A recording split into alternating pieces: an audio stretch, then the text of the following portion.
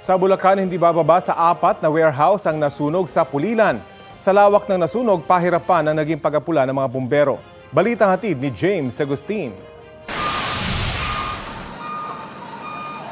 Sumiklab ang malaking sunog sa isang warehouse sa Barangay Dampol 2nd B sa Pulilan, Bulacan mag-alas 11 kagabi. Sa laki ng apoy, mabilis na natupok ang mga laman nitong raw materials na plastic pellets. Bumagsak na rin ang bubong ng warehouse. Wala pang isang oras, itinaas ng BFP ang ikalimang alarma. Ibig sabihin, kinilangang rumisponde ang mga fire truck mula sa mga kalapit na bayan. Umabot sa 28 fire truck ng BFP at fire volunteers ang rumisponde. Mag-alauna na madaling araw, dineklarang under control ang sunog. Pero tuluyan ang nadamay ang katabing warehouse na inaalam pa ng mga otoridad ang laman. Tupok na tupok din ang ikalawang warehouse. Pasado alas 4 na ng umaga, ganito pa rin kalaki yung apoy na tumutupok sa isang warehouse dito sa bayan ng Pulilan. Pahirapan ang operasyon ng mga bumbero dahil sa laman nitong raw materials.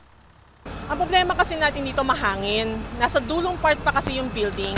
So open na open siya. Saka yung materials na sa loob.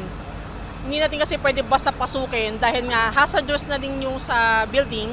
Hindi na rin safe para doon sa ating mga responders na pumunta sa loob.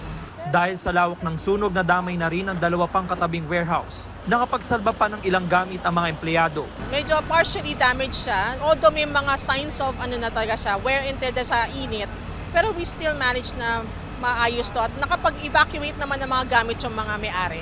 Ang apparently nakita ko lang naman na talaga nilalabas sa kanila is yung mga luggages. Pagputok ng liwanag, pahirapan pa rin ang pag-apula sa apoy. Mga paldi ng itim na usok na nanggagaling sa unang warehouse. Kita ang laki ng pinsala. Ang katabi nitong warehouse bumigay na rin ng bubong at tumagilid ang pader.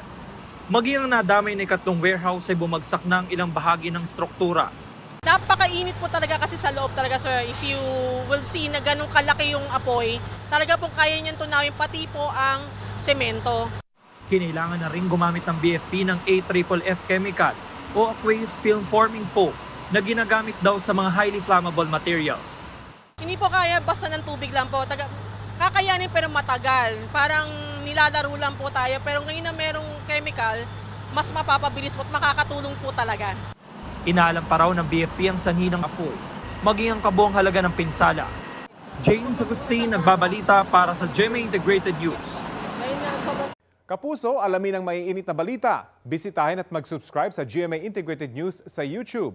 Sa mga kapuso abroad, samahan nyo kami sa GMA Pinoy TV at sa www.gmanews.tv.